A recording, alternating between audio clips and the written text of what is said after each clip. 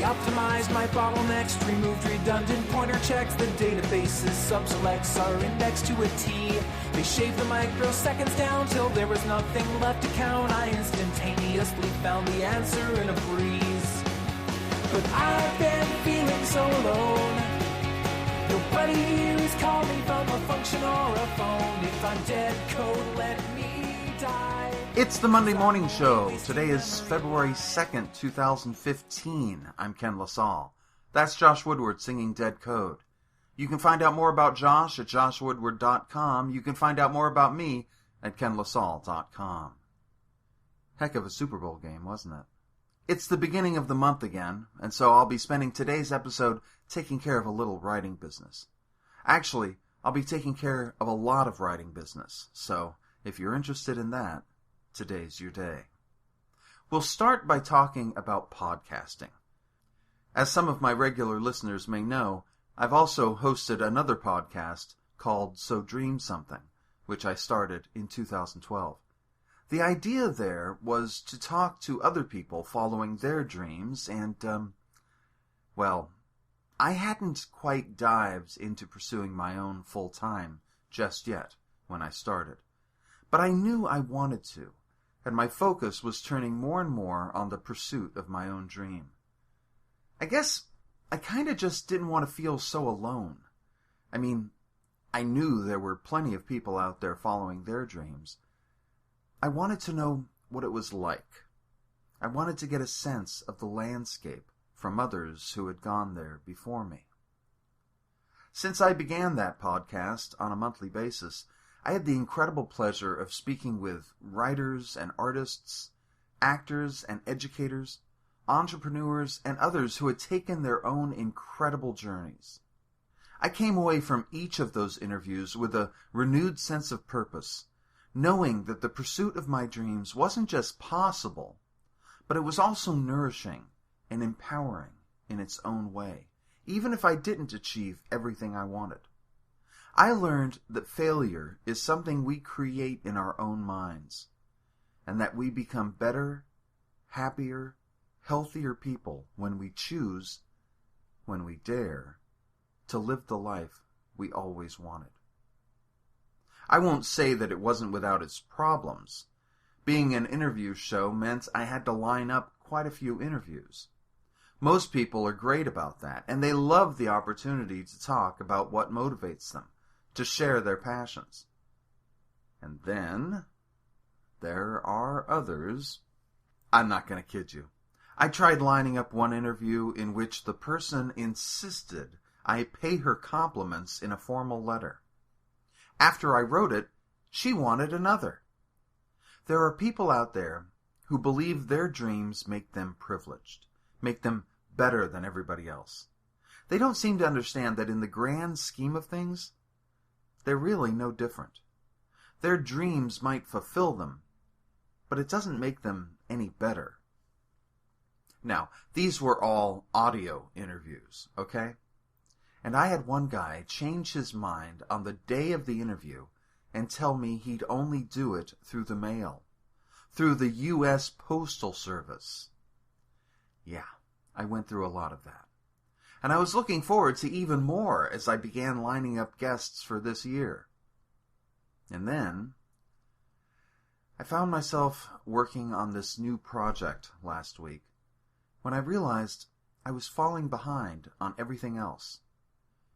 You can be sure I'll tell you more about this new project later. It's absorbed my full attention, and I've been working on it about 8 to 10 hours each day in the hopes of getting it out soon.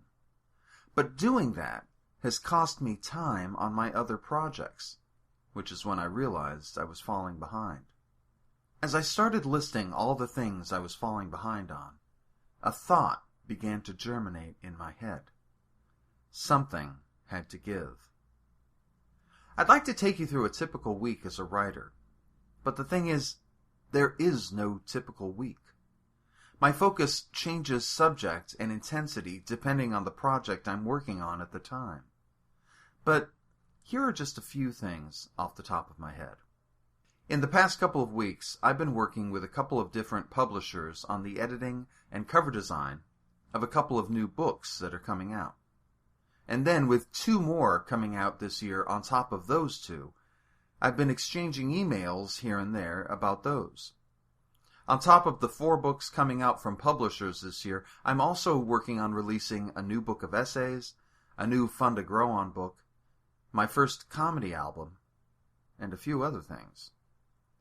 I'm trying to wrap up my current YouTube series, Yakima Forest. I've written the final episode and just need to put it together. Each month, I write an article for Recovering the Self. Then, there's this podcast, website development, the general business of being a writer that includes book and play submissions to publishers and theaters, and the development of new work further on down the line.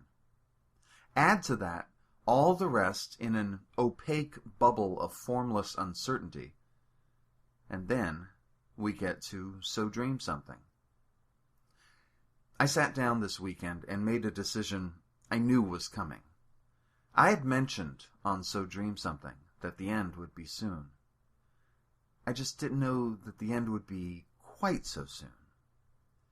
My plan was to produce 1 more season, but the bottom line was, I couldn't. You see, I've been watching my wife recently working herself to death. It's no secret that we're both workaholics, but I'm a kitten when compared to Vicky. She works a day job, teaches night school, is taking classes to get her MBA.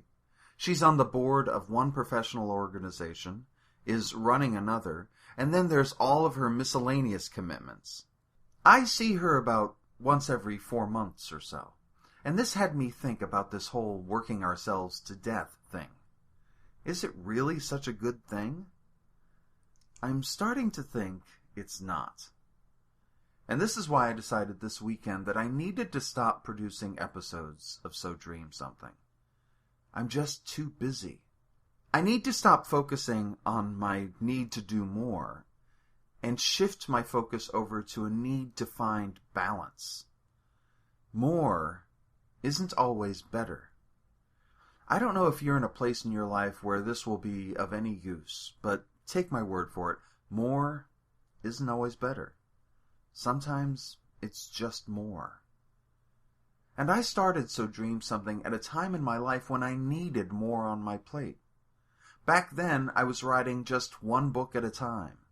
Not a whole lot was being released.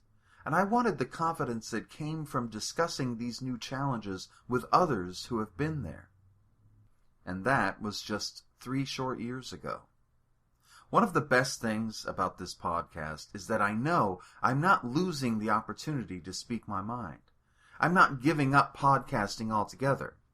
Just that 1 show. I shall miss it.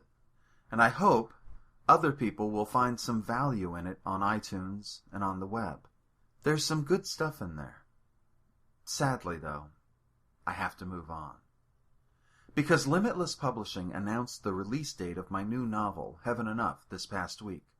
And that date is going to be February 17th. That's fast. So you can be sure that I'll be plugging the heck out of it in these parts. What is Heaven Enough? Heaven Enough is a poem about longing, about wishing for something more. What would it be like if I had heaven enough, it reads. Matt Murphy reads these words for the first time at his wife's funeral. After a death shrouded with mystery, it's the first time he learns that she wrote poetry. He and Diva were married for nearly 20 years, yet he did not know her. A poet and a lover of culinary delights, she is struck by a car and killed instantly, randomly, on the wrong side of town. When her brother, the monk, appears for the funeral, Matt is set on an unprecedented course. The two find Diva's computer filled with preparations to hike the Pacific Crest Trail, over 2,600 miles from Mexico to Canada, and she was leaving without her husband. Matt takes it upon himself to hike the trail and sprinkle her ashes along the way. What happens in the first 2 hours is dumbfounding. What happens next changes his life forever. I think of Heaven Enough as a contemporary novel about love and loss, but when I look at how Limitless lists it, I'm reminded that it is about so much more. Mystery, metaphysics, spirituality, and so much else. It's funny, it's touching. I think you're going to love it. As you can probably imagine, this episode is brought to you by Heaven Enough, available for the Kindle and in paperback on February 17th. I hope you choose to pick up a copy. You can head on down to limitlesspublishing.net, and I'll put a link to it in the show notes. Cool thing for the week? Flautas. Yeah, that'll take some explaining. You see, I'm writing this on Super Bowl Sunday. Vicky and I follow just 2 sports. No, wait, 3. We follow the NASCAR Sprint Cup Series, though that's getting debatable the more and more they dumb it down. We watch football, and we follow the Tour de France. We're not all that enthused by this year's Super Bowl, though after I wrote it and saw the game, realized it did turn out to be quite a game.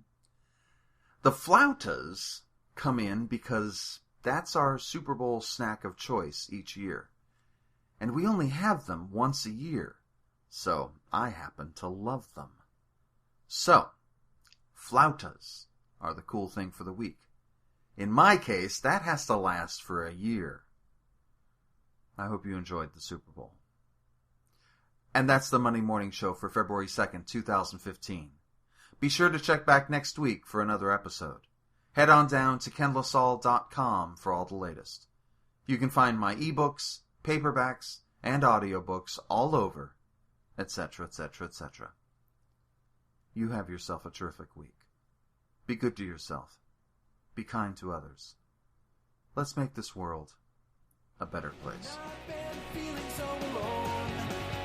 Nobody here has called me from a function or a phone. If I'm dead, code, let me die. 'Cause I'm only wasting memory alive. If I'm dead, code, wipe the drive. 'Cause I'd rather be a memory than a ghost who's still alive.